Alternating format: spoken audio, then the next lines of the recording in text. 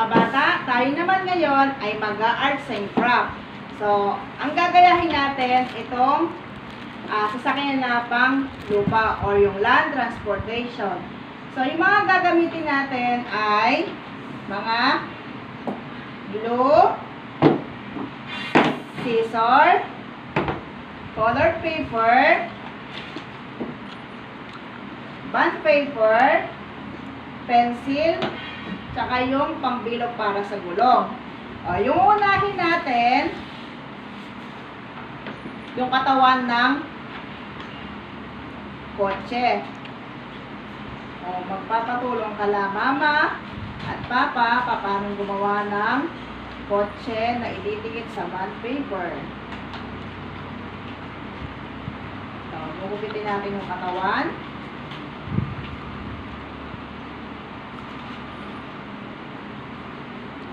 O, ito yung katawan.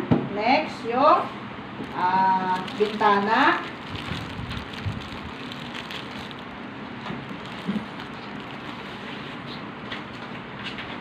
So, ito yung bintana. Ikakat natin. Susunod naman yung gulong.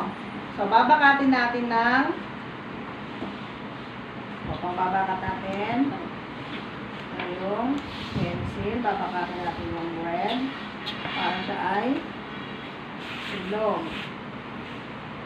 Natapos ng naka-circle, gugupitin naman ngayon yung gulong.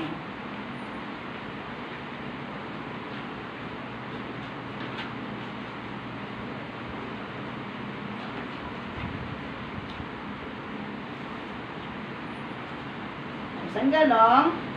O, isa pa.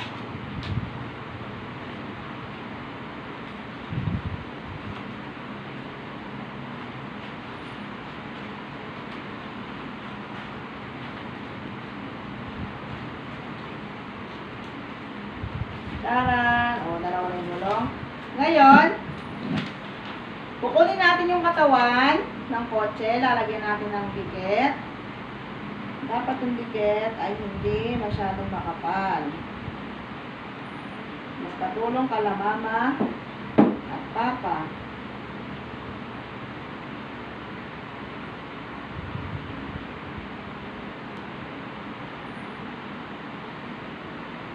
Pagdikitan natin. So, eto.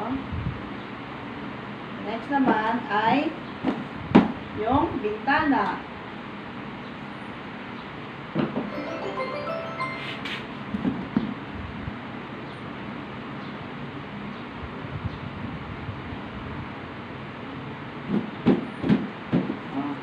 Ano pang kulang dito sa art natin? Yung gulong. Lalagyan natin ng glue para makumpleto na ang ating kotse.